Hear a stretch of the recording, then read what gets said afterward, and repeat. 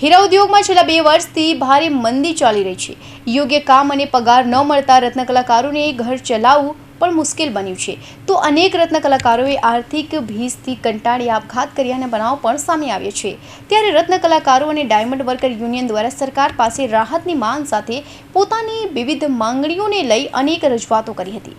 તેમ છતાં તેઓની માંગ સ્વીકારવામાં ન આવતા આજે સુરતમાં રત્ન કલાકારોએ હડતાલ પાડી છે। સાથે કતારગામથી કાપોદ્રા હીરાબાગ સુધીની રત્ન કલાકારો એકતા રેલી કાઢવામાં આવી છે, જેમાં મોટી સંખ્યામાં રત્ન કલાકારો જોડાયા હતા। ડાયમંડ ઉદ્યોગમાં છેલ્લા ઘણા સમયથી મંદીનો માહોલ હોવાને કારણે રત્ન કલાકાર યુનિયન દ્વારા વારંવાર પગાર વધારવાની રજૂઆત કરવામાં આવી હતી। ડાયમંડ વર્કરોની સ્થિતિ ખૂબ જ ખરાબ બની રહી છે। તેની સામે રત્ન કલાકારોના ભાગે કશું જ આવ્યું નથી। આ પ્રકારની વ્યથા અત્યારે રત્ન કલાકારો વણવી રહ્યા છે। આજે જ્યારે મંદીના માહોલ છે ત્યારે ફેક્ટરીના સંચાલકો રત્ન કલાકારોને પૂરતો પગાર પણ આપી રહ્યા નથી। અડધો પગાર કરી દેવામાં આવ્યો છે તો ક્યાં કામના કલાકો ઘટાડી દેવામાં આવે છે, જેના કારણે રત્ન કલાકારોની આર્થિક સ્થિતિ ખૂબ જ ખરાબ થઈ રહી છે।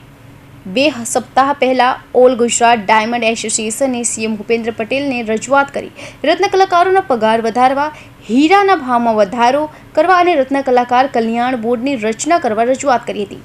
ઉદ્યોગના રત્ન કલાકારો બાળકોની ફી ભરવા, મકાનના હપ્તા ભરવા, મકાનના ભાડા ભરવા, આર્થિક પેકેજની માંગણી કરી।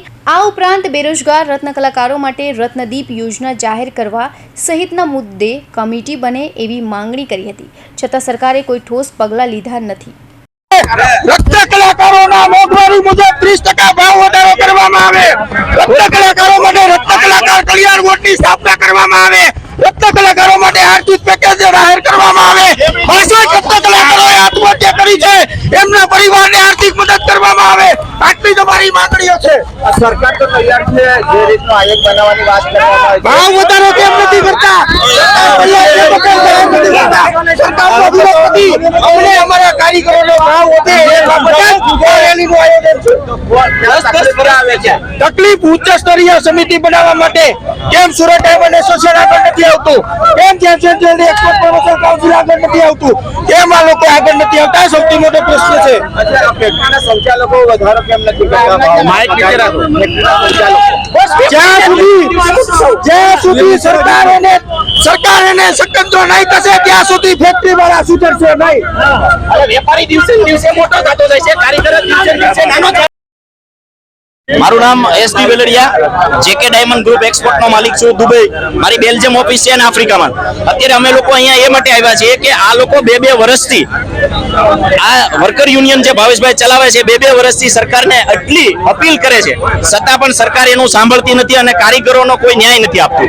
તો અહીંથી જે પણ વેપારી માલ મોકલે છે, બરોબર છે, એ તો ઊંચા ભાવનો માલ મોકલે છે, એ તો કોઈ સસ્તા ભાવનો માલ નથી મોકલતા। તો ખરેખર કારીગરોને પગાર કેમ ઓછો આપે? કારીગરોને કેમ એવી રીતના શોષણ કરે છે?